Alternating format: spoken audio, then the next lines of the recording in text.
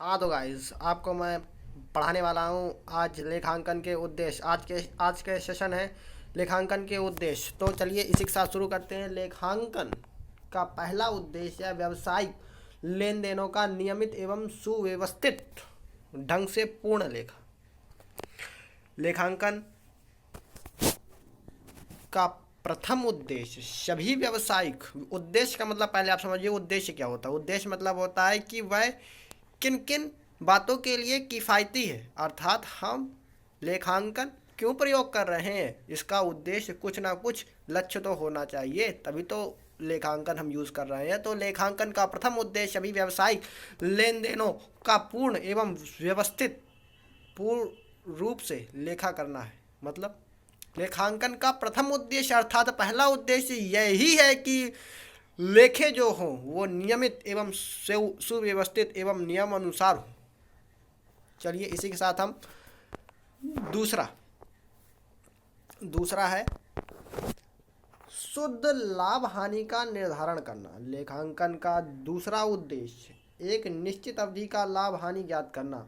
लाभ हानि ज्ञात करने के लिए व्यापारी लाभ हानि खाता आय विवरण तैयार करता है। आप इसी चैप्टर में आगे पढ़ेंगे, इस चैप्टर में नहीं, या फिर कहे कि अगले चैप्टर में ये अलग से चैप्टर सी दिए गए हैं। Profit and loss account, income statement account, ये अलग से चैप्टर सी दिए गए हैं। इनको अलग से आपको मैं पढ़ा दूंगा, लेकिन आप इसमें शॉर्ट में समझ लीजिए। लेखांकन का दूसरा उद्देश्य एक निश्चित अवधि में लाभ हानि, मतलब एक साल भर में जो आप ब्यौरा तैयार करते हैं, साल भर में आपने कंपनी में प्रॉफिट कमाया है कि लॉस कमाया है, ये है लेखांकन का दूसरा उद्देश्य। इसका पता लगाना कि आखिरकार हमने कंपनी में लाभ कमाया है कि हानि कमाया है।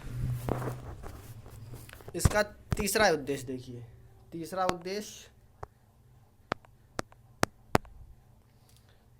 उद्देश्य है आपका ये व्यवसाय की वित्तीय स्थिति का ज्ञान करना।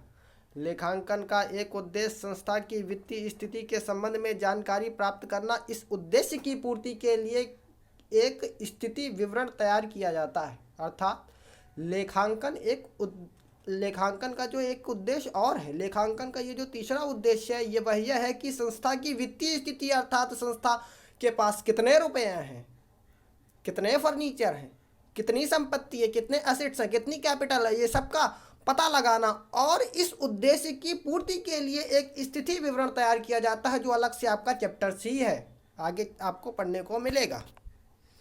चलिए आगे है आपका आर्थिक निर्णयों के लिए सूचना प्रदान करना। लेखांकन का एक कार्य वित्तीय प्रकृति वाली सूचनाएं प्रदान करना, जिससे प्रबंधकों को निर्णय लेने में सुविधा हो, साथ ही सही निर्णय लिया जा सके।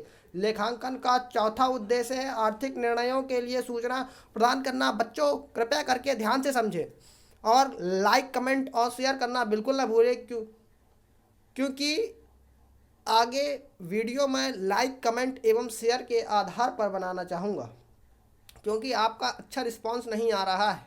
कुछ बच्चे तो ऐसे हैं कि वीडियो खोली और भग गए। आपको पूरा वॉच करना है। मैंने पिछले की कक्षाओं में मैंने आपसे कही दिया है कि आपको वही वीडियो वॉच करना है। लेखांकन आने की जिम्मेदारी मैं लेता हूँ।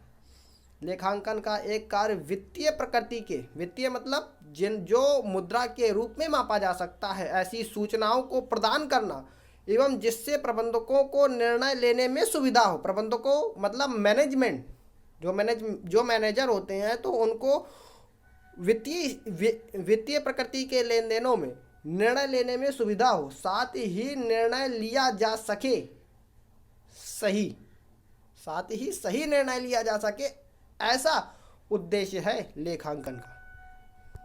अब ये आपका लेखांकन का अगला उद्देश्य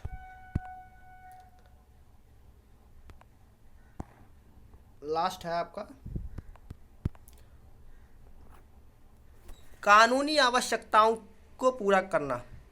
लेखांकन का एक उद्देश्य ये भी है कि ये कानूनी आवश्यकताओं को पूरा करता है। लेखांकन का एक उद्देश्य विभिन्न वैधानिक आवश्यकताओं की पूर्ति करना भी है। लेखांकन प्रत्यक्ष एवं अप्रत्यक्ष करने के लिए रिटर्न दाखिल करने के लिए सबसे अच्छा आधार प्रस्तुत करता है, अर्थात कानूनी आवश्यकताओं की पूर्ति करता है। आप अगर कोई रजिस्टर्स तैयार करते हैं और आपके आगे चल के कंपनी में कोई विवाद हो जाता है तो आप उसको सबूत के रूप में प्रकट कर सकते हैं। लेखांकन का एक उद्देश्य यह भी है। चलिए इसी के साथ आपका उद्देश्य ख़त्म होते हैं। मैंने सोचा कि अभी समय ज़्यादा नहीं हुआ है, इसलिए आप नीचे की लेखांकन की विभिन्न शाखाओं के बारे में भी जानिए। तो लेखांकन की विभिन्न शाखाएं क्या हैं? लेखांकन की वैसे तो 6 शाखाएं होती हैं जो मैं आगे आपको बता दूंगा, लेकिन अभी मुख्यतः रूप से जो आपके पेपरों में अक्सर पूछी जाती हैं वो तीन हैं। लेखांकन की विभिन्न शाखाएं। वित्तीय लेखांकन, जिसमें लेन देनों का मतलब जो लेन देन होते हैं वो मौद्रिक रूप में होते हैं, वे वित्तीय लेखांकन कहलाते हैं। लागत लेखांकन, जिसमें कॉस्ट अकाउंटिंग, जिसमें लेन देनों से अधिक, मुद्रा से अधिक कॉस्ट उसकी क्या है उस पर ध्यान केंद्रित किया जाता है, वो आपका लागत लेखांकन। प्रबंध लेखांकन, मैनेजमेंट लेखांकन। मैनेजमेंट लेखांकन मतलब जिसमें सुव्यवस्थित हर चीज़ को मैनेज किया गया हो प्रबंधकों द्वारा। ये आपको क्लास 12 बिजनेस स्टडीज़ में मैनेजमेंट अकाउंटिंग ही पढ़नी है, बिजनेस स्टडीज़। इसका आपको विगत एवं इसका विस्तार पूर्वक आपको मैं समझाने जा रहा हूँ। तो आपको पहला तो ये कि वित्तीय लेखांकन क्या है। वित्तीय लेखांकन वह लेखांकन है जिसके अंतर्गत वित्तीय प्रकृति वाले सौदों को लेखाबद्ध किया जाता है। जैसे कि मैंने पहले आपको बताया, इन लेखों के आधार पर लाभ हानि, आय विवरण तथा चिट्ठा तुलन पत्र तैयार किया जाता है। मतलब इन्हीं वित्तीय लेखांकन के आधार पर ही तो चिट्ठा तैयार किया जाएगा, प्रॉफिट एंड लॉस अकाउंट तैयार किया जाएगा, व्यापार खाता तैयार किया जाएगा। मुझे आशा है कि बच्चों आपको समझ में आ रहा होगा। इसी के साथ आपका सेकंड पार्ट है लागत लेखांकन। लागत लेखांकन किसी वस्तु या सेवा की लागत या व्यवस्थित व वैज्ञानिक विधि से लेखा करने की प्रणाली है। इसके द्वारा वस्तु या सेवा की कुल लागत तथा प्रति इकाई लागत का सही अनुमान लगाया जा सकता है। जैसा कि मैंने आपको पहले बताया कि लागत लेखांकन किसी वस्तु या सेवा की मतलब किसी वस्तु या सेवा की लागत का व्यवस्थित व वैज्ञानिक विधि से लेखा करने की प्रणाली है। मतलब कोई वस्तु है उसका वैज्ञानिक रूप से व्यवस्थित रूप से लेखा करने की प्रणाली, लेखा करने की प्रणाली है। इसके द्वारा वस्तु या सेवा की कुल लागत तथा प्रति लागत का सही अनुमान लगाया जा सकता है। चलिए इसी के साथ हम आगे बढ़ते हैं।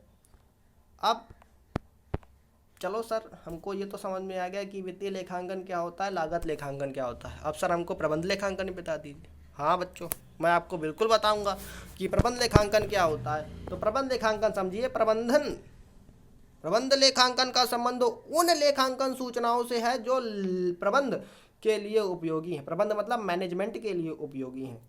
प्रबंध की आवश्यकताएं मुख्यतः नियोजन, संगठन, नियंत्रण, कंट्रोलिंग से संबंधित होती हैं। अर्थात आपको आगे बिजनेस स्टडीज़ में क्लास 12 में यही पढ़ना है। ये अलग से आपको चैप्टर्स ही हैं। नियोजन, संगठन, नियंत्रण, ये सब आपको अलग से चैप्टर्स ही दिए गए हैं। तो आपको प्रबंध लेखांकन उसमें आपको मुख्यतः विस्तार पूर्वक पढ़ने को मिलेगा, लेकिन आप इसको अभी संक्षेप में पढ़ लीजिए। धन्यवाद। इसी के साथ हम आपका आज का सेशन समाप्त करते हैं। शेयर, लाइक एवं सब्सक्राइब करना बिल्कुल ना भूलें और आगे की वीडियोस के लिए बेल आइकन ज़रूर दबाएं। धन्यवाद।